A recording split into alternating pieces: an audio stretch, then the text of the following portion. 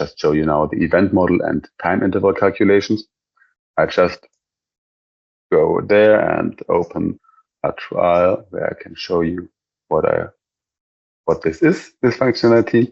It is quite good. In the past for core, we just had one event you can mark, and you were not able to label this event or to do anything with these events or anything more detailed in these events.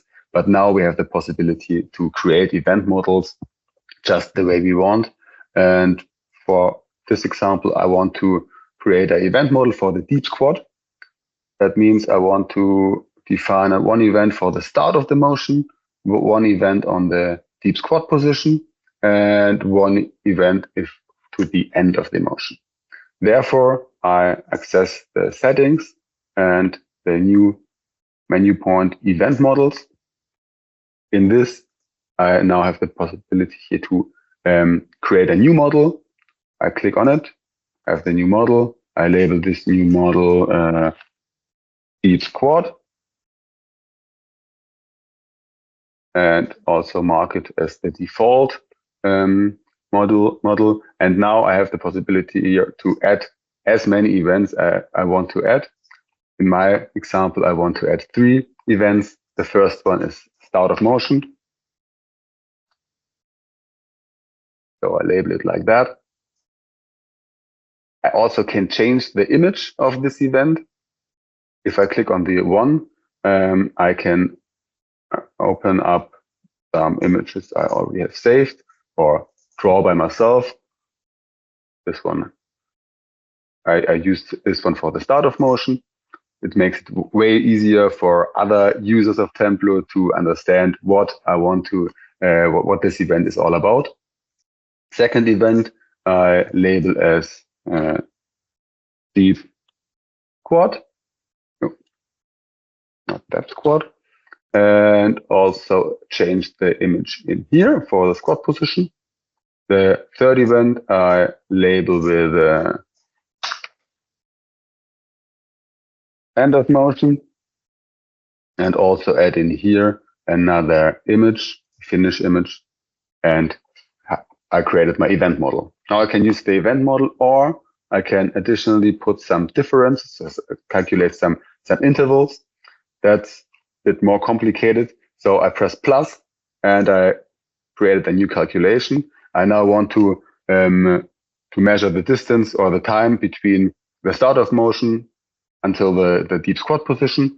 I want this in positive way, so I choose the time of the deep squat position and subtract the start of motion time. And now I have the interval between start and squat position. Second calculation I want to add is I want to add the pace from end of motion or from deep squat position to end of motion. So I subtract the time of the end of motion by the deep squat time, and also label this like squat to the end. And I have added this to my event model. It's just saved, and you can use it right now. We go to the analysis. I open my recording where I want to add the events. I now click on events, and you can see now we have here the event start of motion and deep squat and end of motion. I start at the start of motion. I will put it somewhere right here. 1 second. Click on start of motion. You see the event is marked in the timeline. I'll go further to the deep squat position where the changes is somewhere. Now he's moving back. Okay, somewhere here. I set this event on deep squat position, and I go up to the full extension of the motion to the end of the motion. Click again, and I have put these events inside. You can see now here by colors that the events are listed inside, listed here on the point. I can also change the timeline style because the blue I don't like. I want another timeline color, so I change it to orange. Now I can also again delete these events and I can see the results of what I have done. So start of motion was on 1.1 seconds, the deep squat was on 3.83, and the end of motion was at 5.4. If I change here to the time intervals, I see the motion between start and squat and end. So it's 2.7 seconds for the first part of motion and 1.5 seconds for the last part.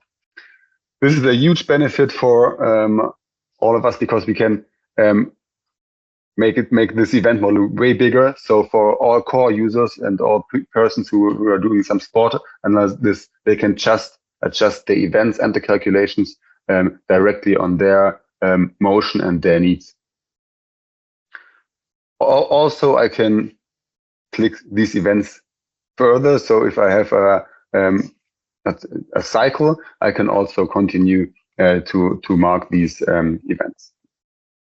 But in this case, I'm done with that. So I have the start of motion, deep squat position, and end of motion position. But you can also maybe do it by measuring lane times for swimming, or maybe for gymnastics, on how long you need to perform one element of the gymnastics. So it is very individual and very flexible for all users who are just doing some sports performance or sports analysis.